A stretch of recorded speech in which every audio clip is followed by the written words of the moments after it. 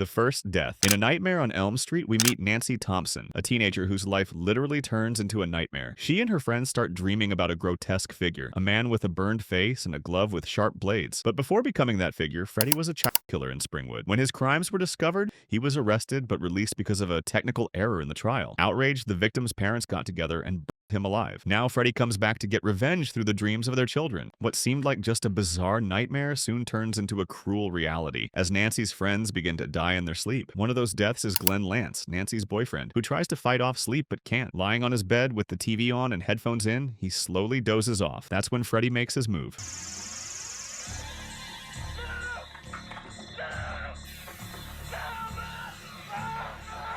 Without giving him any chance to fight back, the monster grabs him and drags him into the mattress, as if the bed were a direct portal to the nightmare. Suddenly, we see one of the most gruesome scenes ever. A huge geyser of blood bursts from the bed, spraying gallons and gallons all over the room. When his mom opens the door, all she finds is a room soaked in blood. Glenn is gone. That's when Nancy realizes the truth. Freddy Krueger isn't just a figment of the imagination. At the very climax of their battle, Nancy discovers the secret. Freddy can't exist without fear. He feeds on the terror of his victims and determined to end the cycle. She lures him into the real world, where he loses most of his powers. He may lose control over dreams, but he's still physically dangerous. And then, Nancy does the unthinkable. Instead of fighting, she simply turns her back on him.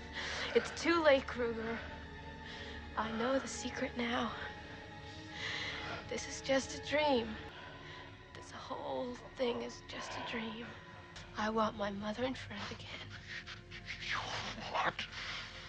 I take back every bit of energy I gave you. You're nothing.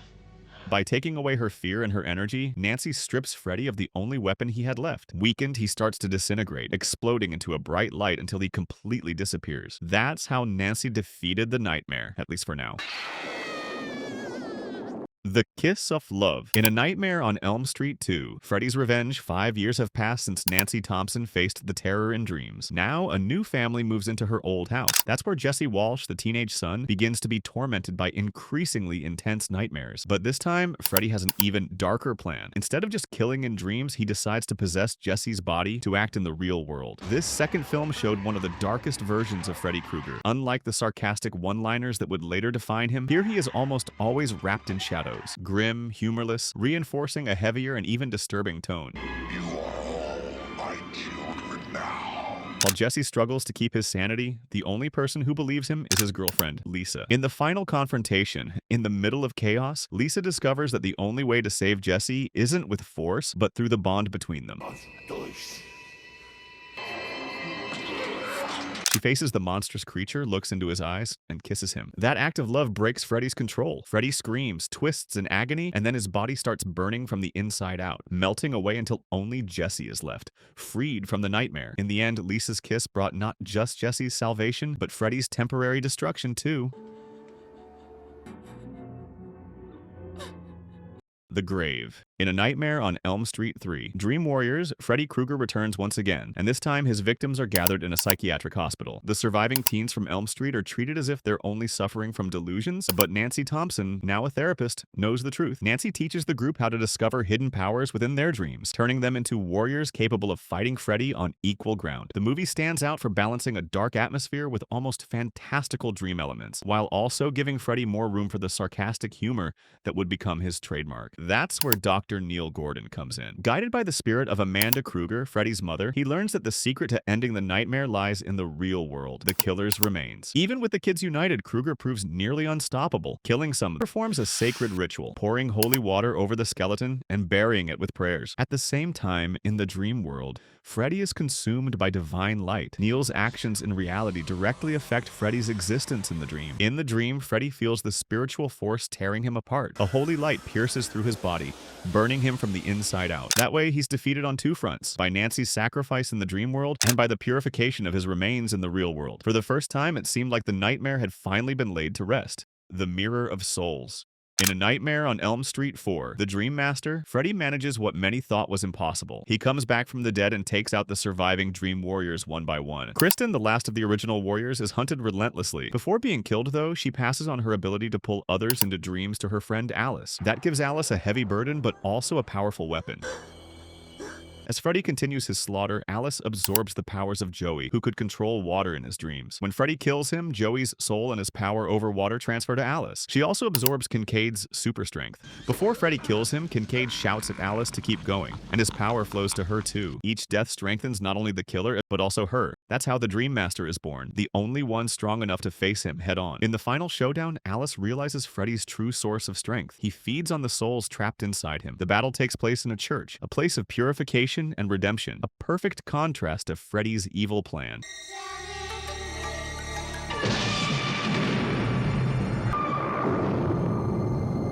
Remembering a nursery rhyme about the Dream Master, Alice recites the verses to weaken him until she manages to bring him before a giant mirror.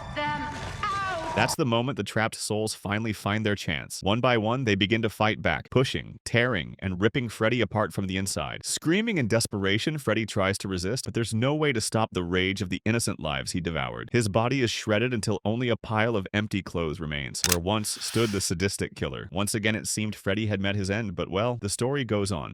The Nightmare Baby. In A Nightmare on Elm Street 5, the Dream Child, Freddy finds a new way to terrorize his victims. And this time, the plan is even darker. He starts using the dreams of Alice's unborn child as a gateway to continue his killing spree. Yeah, this guy really never gives up, huh? Determined to protect her baby, Alice looks for a way to end the Dream Killer once and for all. That's when she finds an unexpected ally, the spirit of Amanda Krueger, Freddy's mother. Amanda knows her son is an abomination, but still, she decides to intervene to stop Freddy from spreading more terror. In the final showdown, inside an abandoned asylum in the dream world, Amanda faces her own demonic son. Encouraged by Amanda, Alice goes up against Freddy once again, but this time, something different happens. The unborn baby, used by Freddy as a bridge to the real world, turns against him. Unleash the power he has given you.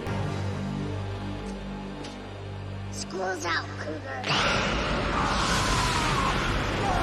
At the same time, the three souls Freddy devoured throughout the film start rebelling, tearing his body apart from the inside. With unstoppable spiritual force, he's weakened until he's reduced to his most primitive form, a deformed, helpless baby, symbol of his cursed origin.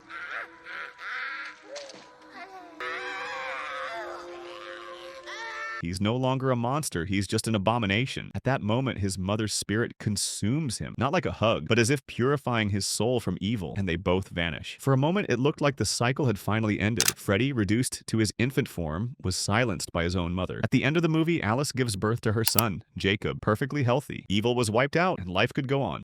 The final explosion. In Freddy's Dead, the final nightmare, the Dream Killer reaches the height of his reign of terror. Freddy was chosen by dream demons to become a legend and hunt down the souls of Elm Street's children. But those demons can only give him power if there are kids in town, and since they're running out, his power is fading. That's when an unexpected revelation comes. Freddy has a daughter, Maggie. His plan is to use Maggie to have children who would then be used to spread terror and feed his power. He sees her as the key to a new generation of victims that would make him immortal. But Maggie refuses to be manipulated. Determined to end the nightmare once and for all, she and the survivors decide to face him in the real world, where he's vulnerable. The final battle brings an ironic twist. Maggie uses against Freddy the very same weapons he once used to massacre his victims, knives, and even the iconic bladed glove. Showed my mother.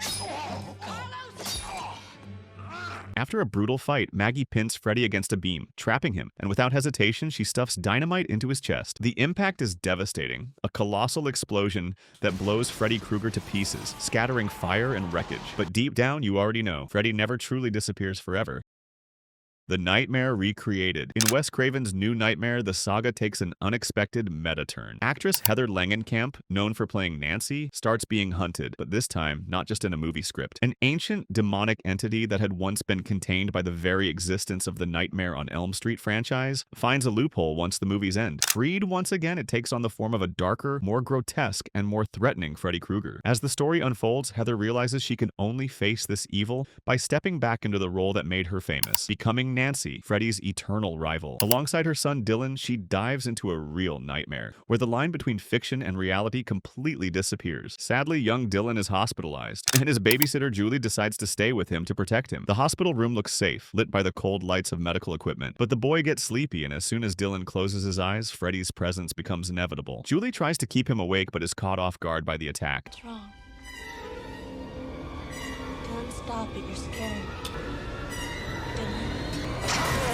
After Dylan is forced to witness a horrific death, he's kidnapped by the creature and dragged into a grotesque dream world. He hides inside a giant furnace while Heather battles the monster. With a precise strike to Freddy's leg, she gains just enough time to rescue her son. Mother and child then join forces. They trap the entity inside the furnace, which is quickly engulfed in flames.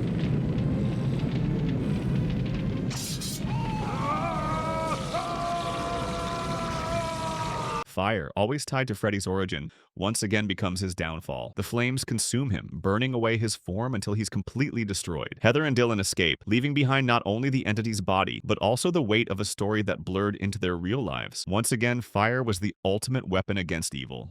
The clash of monsters. In Freddy vs. Jason, two horror icons finally face off in a bloody, massive showdown. The fight fans had been waiting for decades. It was also the last time Robert Englund played Freddy Krueger on the big screen, making the clash even more memorable. Weakened and powerless, Freddy is stuck in hell, forgotten by Springwood's people. With no one remembering his crimes, the new generations don't fear him anymore, making him vulnerable. To regain his strength, he manipulates Jason Voorhees, sending him back to town to spread terror and reignite the fear Freddy feeds on. The plan works at first, but quickly spirals out of control. Jason doesn't stop killing, stacking up victims that should have been Freddy's. What was supposed to be an alliance turns into a bloody competition for domination of the nightmare. For good!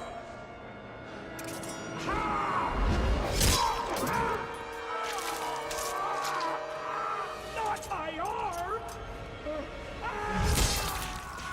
In the climax, both are pulled into the real world by a group of survivors, leading to an epic battle at Camp Crystal Lake, Jason's old killing ground. The fight is pure carnage. Freddy launches his blades like missiles. Jason smashes him through windows. Metal structures collapse, and even gas tanks get turned into weapons.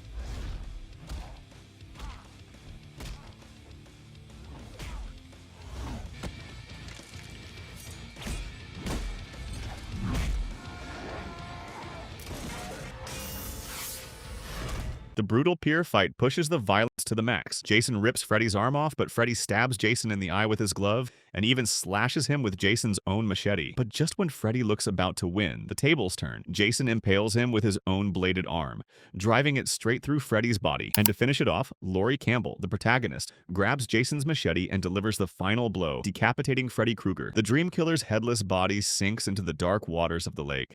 For a moment, it seemed the war was over, but as always, Freddy pulls one last trick. His severed head looks straight at the camera and winks at the audience. The end in flames.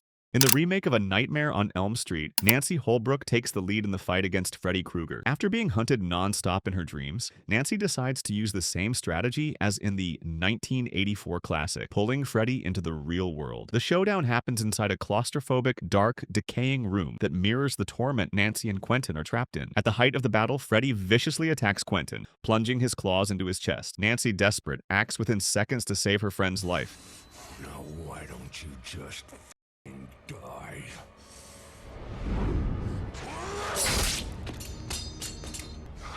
It hurts, doesn't it? It's because you're in my world now, bitch.